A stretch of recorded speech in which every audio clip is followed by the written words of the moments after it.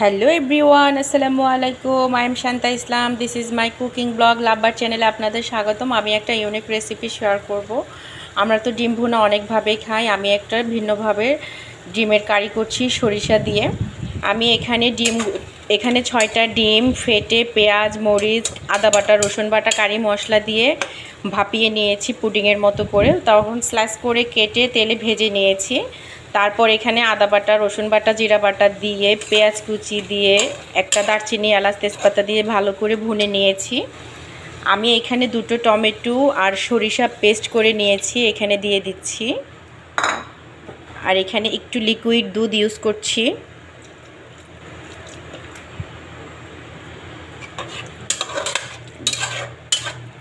এই তো ডিম সরিষা দিয়ে দুধের এটা কোরমার মতোই হবে। আমি ডিমটা ভালো করে সিদ্ধ করে নিয়েছি, স্লাইস করে কেটে তারপর আবার ভেজে নিয়েছি। আর কোনো ঝোল দিব না, এই দুধের পানি আর সরিষার পানিতে এই ডিমটা সিদ্ধ হবে। তো কেমন হলো জানাবেন। আসসালামু আলাইকুম, সবাই ভালো থাকবেন।